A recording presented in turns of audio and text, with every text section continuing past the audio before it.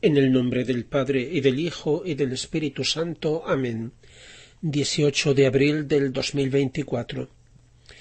Queridos hermanos, hemos de conocer el proyecto de Dios, lo que Él hace y lo que nosotros debemos hacer.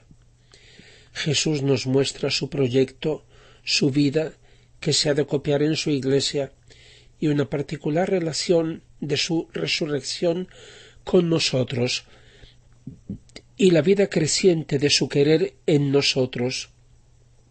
Y le dice a Luisa, en este capítulo que les leo del volumen 12, del 15 de abril de 1919, le dice: hija mía, la verdadera felicidad la da mi voluntad.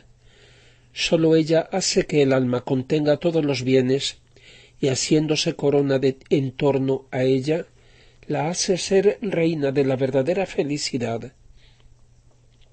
Sólo estas almas serán reinas de mi trono, porque son fruto de mi querer.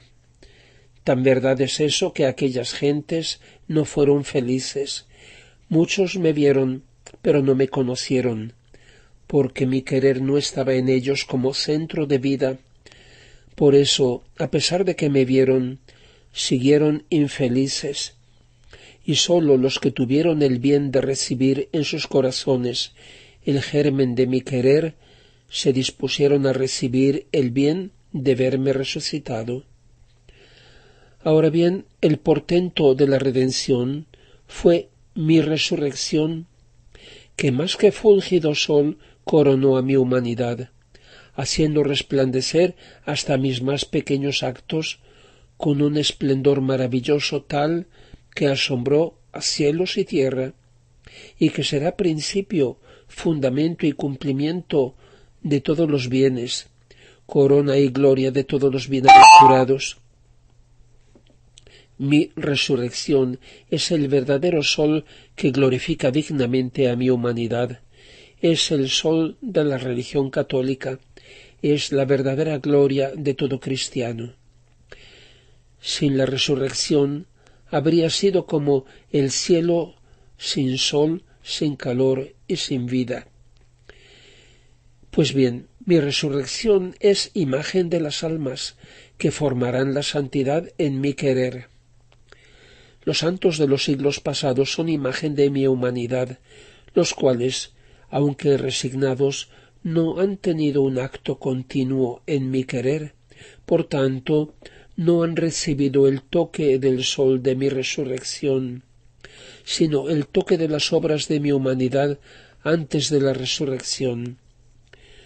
Por eso serán muchos, casi como estrellas, me formarán un hermoso ornamento al cielo de mi humanidad.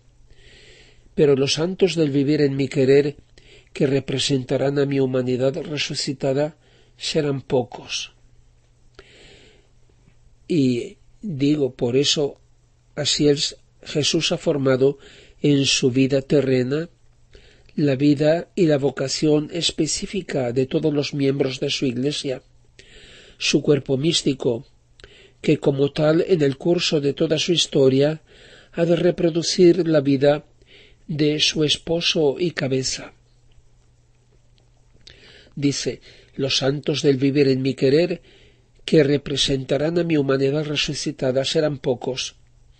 De hecho, multitudes y gentes vieron mi humanidad antes de morir, pero mi humanidad resucitada la vieron pocos, sólo los creyentes, los más dispuestos, y podría decir que sólo los que tenían el germen de mi querer, porque si no lo hubieran tenido, les habría faltado la vista necesaria para poder ver mi humanidad gloriosa y resucitada, y así ser espectadores de mi ascensión al cielo.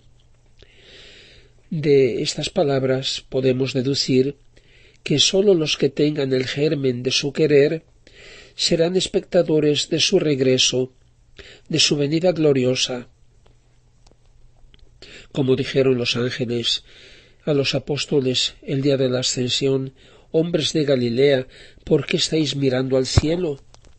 Este Jesús que de entre vosotros ha ascendido al cielo, un día volverá de la misma forma como lo habéis visto subir al cielo. Y en el credo decimos, y de nuevo vendrá con gloria para juzgar, o sea, separar a vivos y muertos, y su reino no tendrá fin. Sigue diciendo, ahora bien, si mi resurrección representa a los santos del vivir en mi querer, y eso con razón, porque cada acto, palabra, paso, etc., hecho en mi querer es una resurrección divina que el alma recibe, es una señal de gloria que recibe, es un salir de sí para entrar en la divinidad, y el alma, escondiéndose en el fúlgido sol de mi querer, ama, obra, piensa. ¿Qué tiene de extraño si queda toda ella resucitada e identificada en el mismo sol de mi gloria y me representa mi humanidad resucitada? Pero pocos son los que se disponen a eso, porque en la misma santidad las almas quieren algo como su propio bien, mientras que la santidad del vivir en mi querer no tiene nada de propio, sino todo es de Dios. Y para disponerse las almas a eso, a despojarse de sus propios bienes, demasiado hace falta. Por eso no serán muchos, y tú no eres del número de los muchos, sino de los pocos. Por eso sé siempre atenta a la llamada y a tu vuelo continuo. Digo que los 40 días de Jesús resucitado en la tierra antes de la ascensión, hablando a sus discípulos del reino de Dios, fueron figura del cumplimiento del reino de su voluntad, así en la tierra como en el cielo. La era del vivir en su querer, como a menudo dice en estos escritos, no tiene nada que ver con el milenarismo, que es una herejía acerca no ya del hecho del milenio, sino del modo de concebir el reino de Dios de un modo materialístico y mundano, un modo carnal. Y leo este otro capítulo del volumen 22 del 8 de septiembre de 1927, un texto muy significativo. Tengamos en cuenta que el tiempo de Pascua, como también el de la Cuaresma, son 40 días. Hija mía, el número de 40 días en mi vida acá abajo es simbólico y significativo.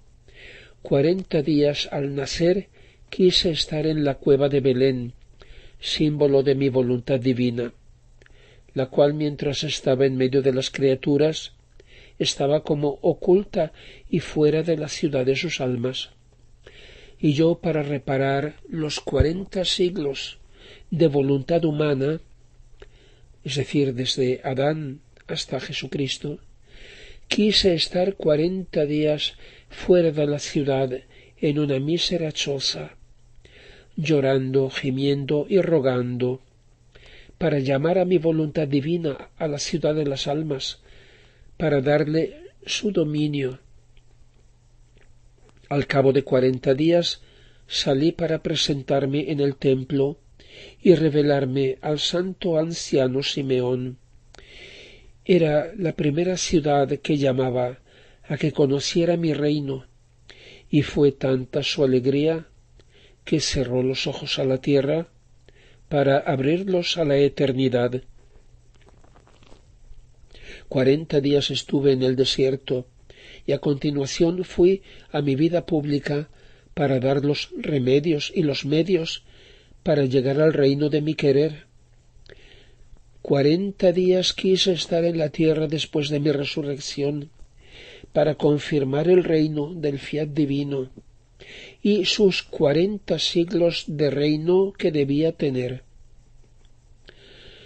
Y, sin duda, queridos hermanos, el día y la hora son secretos del Padre, pero de estas palabras que ha dicho el Señor resulta que el reino de la divina voluntad ha de durar 40 siglos, tantos como fueron los del querer humano antes de la redención, y se han de contar a partir de Luisa. 40 siglos por lo menos, porque nuestro Señor no ha reparado sólo los siglos anteriores a su venida al mundo, sino también los posteriores, en los que su voluntad aún no ha reinado. No es casual que, hablando del milenio, en el capítulo 20 del Apocalipsis repita 6 veces con clara insistencia que ha de reinar 1000 años. 6 veces lo repite. La obra de la redención fue hecha en 6 días, o sea, en 6 actos creativos. Y San Pedro dice en su segunda carta que para el Señor un día es como 1000 años y 1000 años como un solo día. Así que, a buen entendedor, y todo esto el Señor sigue diciendo en ese capítulo, así que todo lo que yo hice acá abajo, la primera cosa fue restablecer mi reino. Todo lo demás eran cosas secundarias. Pero el primer eslabón de unión entre las criaturas y yo era el reino de mi voluntad. Por eso, cuando se trata de ella, no pongo límites ni de luz, ni de sacrificios, ni de manifestaciones, ni de felicidad. Son mares que hago salir de mí para hacerla conocer, amar y reinar. Y todo esto no lo dice el Señor para nuestra erudición o nuestra curiosidad, que sería inútil, sino para alimentar nuestra esperanza y nuestro deseo. Venga tu reino, ven pronto, Señor, Maránata. Por eso Él nos dice, deja que los muertos entierren a sus muertos, tú ve y anuncia el Evangelio. Y como dice a Luisa en el penúltimo capítulo del volumen 12, hija mía, ánimo, vendré, tú no te preocupes más que de mi querer.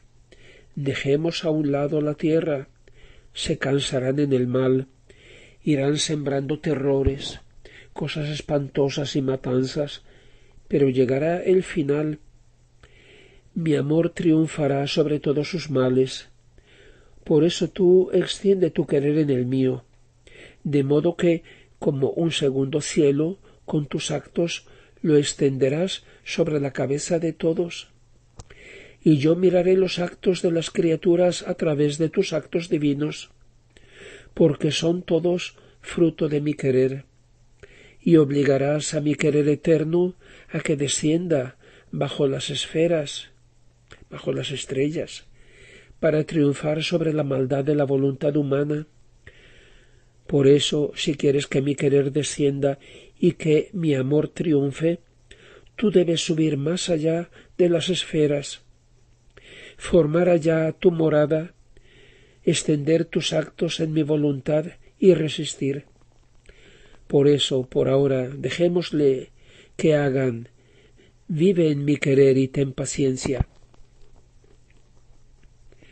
Y le dice en el capítulo último, en el siguiente, hija mía, te lo repito, no mires la tierra, dejémosles que hagan.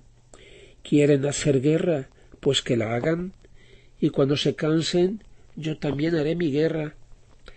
Su cansancio en el mal, las desilusiones, los desengaños, las pérdidas que sufrirán, les dispondrán a recibir mi guerra. Mi guerra será guerra de amor. Mi querer bajará del cielo en medio de ellos. Todos tus actos y los de los demás, hechos en mi querer, harán guerra a las criaturas, pero no guerra de sangre. Guerrearán con las armas del amor, dándoles dones, gracias, paz. Les darán cosas sorprendentes que asombrarán al hombre ingrato. Esta voluntad mía, ejército de cielo, con armas divinas, confundirá al hombre, lo arrollará, le dará la luz para que vea no el mal, sino los dones y riquezas con que quiero enriquecerle. Los actos hechos en mi querer, llevando en ellos la potencia creadora, serán la nueva salvación del hombre, y bajando del cielo traerán todos los bienes a la tierra, traerán la nueva era y el triunfo sobre la iniquidad humana. Por eso, multiplica tus actos en mi querer para formar las armas, los dones, las gracias, para poder descender en medio de las criaturas y hacerles guerra de amor. Después, con acento más afligido, ha añadido: hija mía, a mí me pasará como a un pobre padre, a quien sus hijos malvados no sólo le ofenden, sino que quisieran matarle, y si no lo hacen es porque no pueden.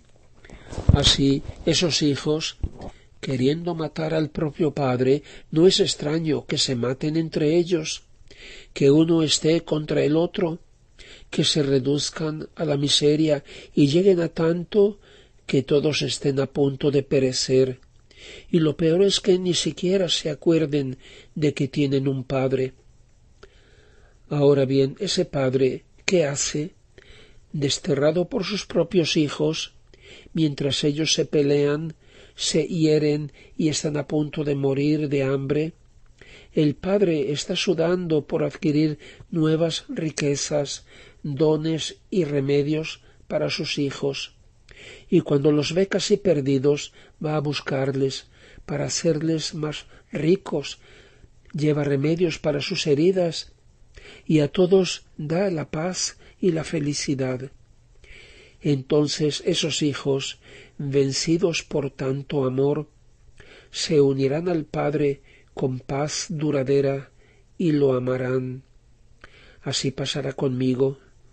Por eso en mi voluntad quiero que estés como fiel hija de mi querer, y junto conmigo trabajes para adquirir nuevas riquezas que dar a las criaturas. Séme fiel y no te ocupes de otra cosa. Gloria al Padre y al Hijo y al Espíritu Santo, como era en el principio, ahora y siempre, y por los siglos de los siglos. Amén.